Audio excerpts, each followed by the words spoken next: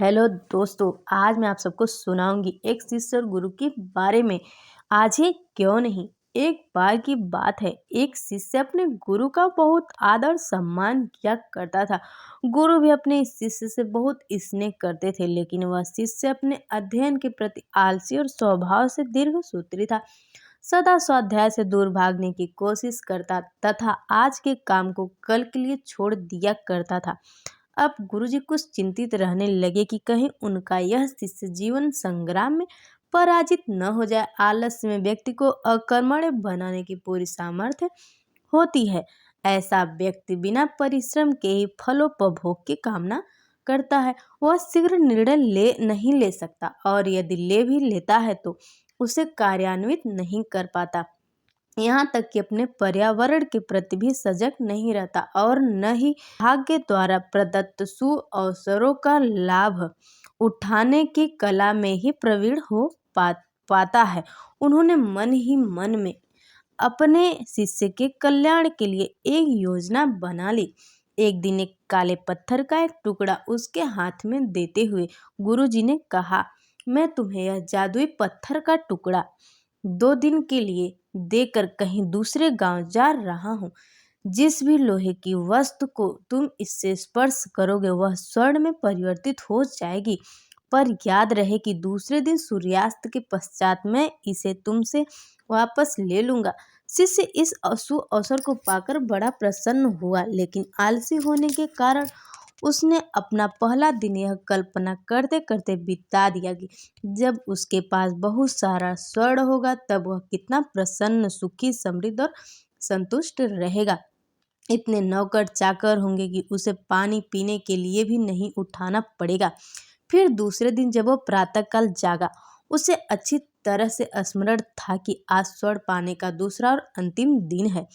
उसने मन में पक्का विचार किया कि आज वो गुरु जी द्वारा दिए गए काले पत्थर का लाभ जरूर उठाएगा। उसने निश्चय किया कि वो बाजार से लोहे के बड़े बड़े सामान खरीद लाएगा और उन्हें स्वर्ण में परिवर्तित कर देगा।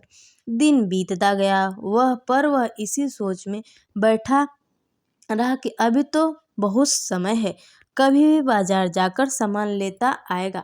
उसने सोचा कि अब तो दोपहर का भोजन करने के पश्चात ही सामान लेने निकलूंगा। पर भोजन करने के बाद उसे उसे विश्राम करने की आदत थी, और उसने 2 दिन के लिए देकर कहीं दूसरे गांव जा रहा हूँ। जिस भी लोहे की वस्तु को तुम इससे स्पर्श करोगे वह स्वर्ण में परिवर्तित हो जाएगी। पर याद रहे कि दूसरे दिन सूर्यास्त के पश्चात मैं इसे तुमसे वापस ले लूंगा।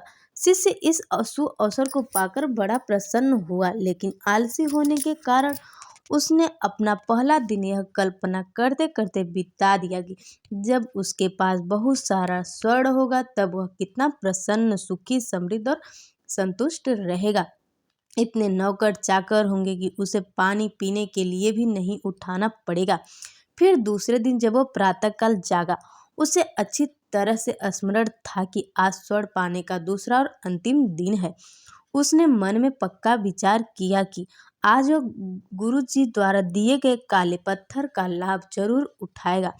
उसने निश्चय किया कि वो बाजार से लोहे के बड़े बड़े सामान खरीद लाएगा और उन्हें स्वर्ण में परिवर्तित कर देगा। दिन बीतता गया, वह इसी सोच में बैठा रहा कि अभी तो बहुत समय है, कभी भी बाजार जाकर सामान लेता आएगा।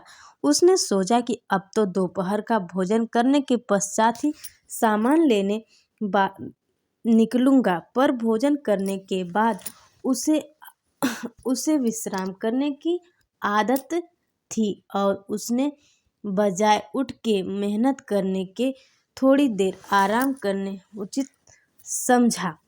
पर आलस्य से परिपूर्ण उसका शरीर नींद की गहराइयों में खो गया, और जब वो उठा तो सूर्यास्त होने को था। अब वह जल्दी जल्दी बाजार की तरफ भागने लगा, पर रास्ते में ही उसे गुरुजी मिल गए।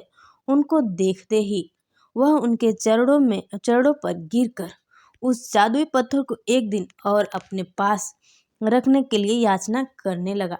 लेकिन गुरुजी नहीं माने और उस शिष्य का धनी होने का सपना चूर चूर हो गया।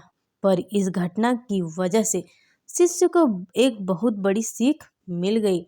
उसे अपने आलस्य का पछतावा होने लगा। वह समझ गया कि उसके जीवन के लिए एक अभिशाप है और अब उसने प्रण किया कि अब वो कभी भी काम से जी नहीं चुराएगा और एक कर्मठ, सजग और सक्रिय व्यक्ति बनकर दिखाएगा। ऐसी ही ज्ञान भरी बातें मैं आपके लिए लाती रहूंगी। अगर आप हमारे चैनल पर नए हैं तो हमारे वीडियो को लाइक, सब्सक्राइब और शेयर जरूर करना। अपना ध्यान रखना, मुस्कुराते रहना। जय हिंद।